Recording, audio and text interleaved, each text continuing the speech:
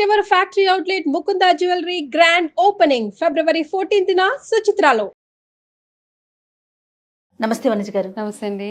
మన శరీరంలో ఉన్న ప్రతి అవయవం హెల్దీగా ఉందా లేదా అని చూసుకుంటాం. దానికి ఏదైనా రిపేర్ వస్తే దాన్ని బాగు చేసుకుంటాం. అది దాని ఒక సైన్ చెప్పేస్తుంది మనకి. అవును. ఆ సైన్ తెలిసిపోతూ ఉంటుంది.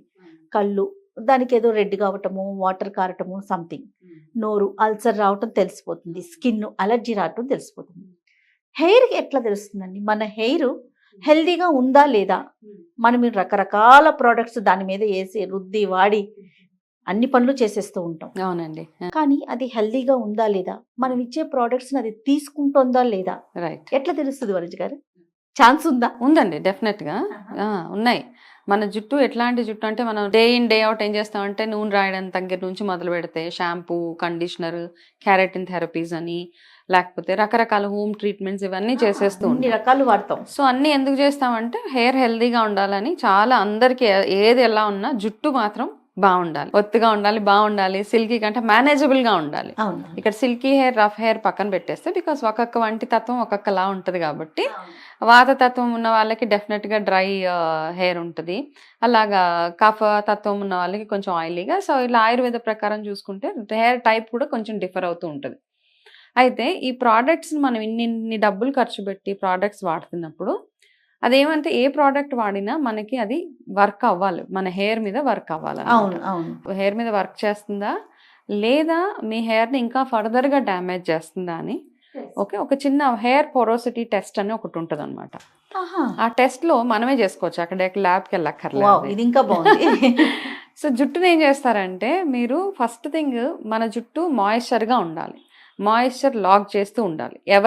ఏ మనిషికైనా హెయిర్ కానీ స్కిన్ కానీ తేమ మాయిశ్చర్డ్గా ఉంటేనే మనం రాసుకునే మాయిశ్చరైజర్స్ ఫేస్ మీద, హెయిర్కి పెట్టుకునే ఆయిల్స్ కానివ్వండి, కండిషనర్ ఎందుకు పెడతాం, మన జుట్టుని అది కండిషన్గా ఉంచుతుంది కాబట్టి. ఒక రఫ్ హెయిర్ని ఎట్టు పడితే అటు వెళ్ళిపోయే హెయిర్ని కండిషన్ పెడితే అది మనం ఎట్లా చెప్తే అట్లా ఉంటుంది కాబట్టి కండిషనర్ అనమాట. ఆ కండిషనర్ అవసరం లేదు. బేసిక్గా ఏంటంటే, conditioner comes with lot of chemical.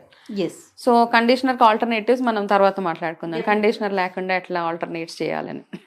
అయితే ఆయిల్ మసాజెస్, నేను పెట్టుకునే ఆయిల్, రోజు ఆయిల్ పెట్టుకుంటాం, రకరకాల ఆయిల్స్. ఆ ఆయిల్ అంతా మసాజ్ చేసేసి జుట్టుకు రాసేసి వదిలేసి నెక్స్ట్ డే హెయిర్ వాష్ చేసుకుంటాం.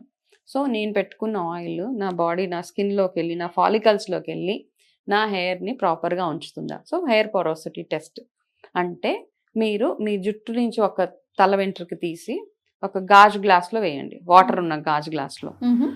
ఆ గాజు గ్లాస్లో వేసినప్పుడు మీ హెయిర్ ఏదైతే ఉందో, ఒకటే వెంట్రుక, ఫుల్ లాంగ్ హెయిర్ ఒకటి తీసి ఆ గ్లాస్లో వేసినప్పుడు అది మొత్తం కిందకి మునిగిపోతే మీ హెయిర్, మీ జుట్టు మంచి మాయిశ్చర్గా ఉంది. మీరు పెట్టే ప్రోడక్ట్స్ కానివ్వండి, మీరు యూజ్ చేసే ఆయిల్స్ కానివ్వండి, ప్రాపర్గా షాంపూస్ ఇవన్నీ కెమికలే. మనం హెయిర్ నరిష్మెంట్ బేసిక్గా, మీరు చేసే రెమెడీస్ ఏవైతే ఉన్నాయో, న్యాచురల్గా ఆయిలింగ్ కానివ్వండి, కుంకుడుకాయలు పెట్టి తలస్నానం, న్యాచురల్గా మాట్లాడుకుందాం. ఇవన్నీ మీ జుట్టు తేమని లాక్ చేస్తుందా లేదా అని ఇది ఒక టెస్ట్ అనమాట. అడుక్కు వెళ్ళిపోయిందంటే యువర్ హెయిర్ ఈజ్ గుడ్, చాలా బాగుంది, మీ జుట్టు హెల్దీగా ఉందని ఒక సైన్ అది. ఓకే. సెకండ్ది ఏంటంటే, మధ్యలో ఉంటుంది అనమాట హెయిర్. వాటర్లో వేస్తాం కదా, ఫుల్ గ్లాస్ ఆఫ్ వాటర్లో హెయిర్ వేస్తే కిందకి వెళ్ళిపోయింది హెల్దీ హెయిర్. మధ్యలో ఉన్న హెయిర్ అప్పుడప్పుడు ఇంకా డ్యామేజ్కి రెడీగా ఉందన్నమాట, కొంచెం డ్యామేజ్ అవుతుంది కాబట్టి ప్రాపర్ కేర్ తీసుకుంటే సరిపోతుంది. కేర్ అంటే అట్లాగా ఇంటర్నల్గా కేర్ అనమాట. ఇక్కడ ఎంత నూనె రాసినా ఇంకేం అవ్వదు అక్కడ. సో మీరు ఇంటర్నల్గా ఏమేమి తింటున్నారు, మీ బాడీ యోగా కానివ్వండి, ఎక్సర్సైజ్ కానివ్వండి, మసాజెస్ కానివ్వండి, ఇవన్నీ ఎట్లా చేసుకుంటున్నారు అన్నది అక్కడ ఇండికేషన్ ఇస్తూ ఉంటుంది అనమాట, sign. Third type of hair అంటే, ఇంకా అయిపోయింది, తెల్ల జుట్టు వచ్చేసింది, మనం దానికి కలర్స్ వేసేసాము, దానికి స్ట్రైట్నింగ్స్ చేయించేసాము, దానికి కావాల్సిన కెమికల్స్ అన్నీ పెట్టేసిన తర్వాత అది దేనికి పనికిరాని జుట్టు ఏమవుతుంది అంటే, పైన అలా ఫ్లోట్ అవుతూ ఉంటుంది వాటర్లో. Oh my god. ఆ జుట్టు, తెల్ల జుట్టు అలా వేస్తే అది వాటర్లోకి వెళ్ళకుండా అది పైన ఫ్లోట్ అవుతుందంటే ఇంకా మన జుట్టు, అది జుట్టు అంతే, ఏదో మనకి కవరింగ్ ఉంది. So it's not a healthy hair. కానీ టెస్ట్ తో తెలిసిపోతుంది. ఎస్.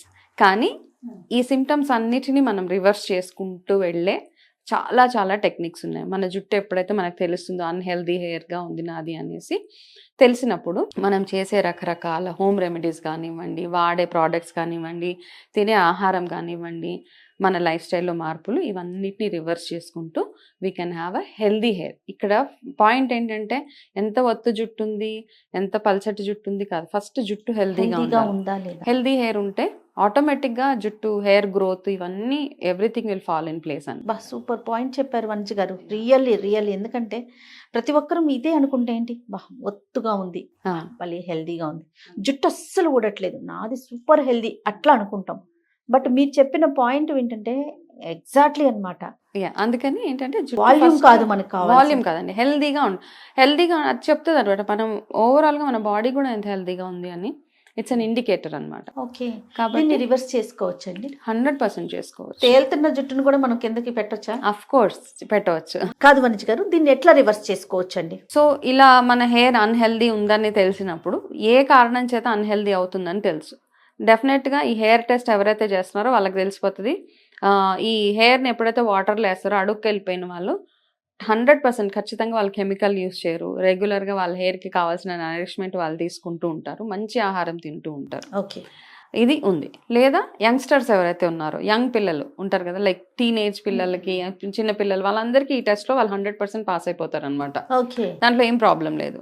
ఒక ఏజ్ వచ్చిన తర్వాత మనం మిగతా నెక్స్ట్ 2 కేటగిరీస్‌లో పడుతూ ఉంటాం.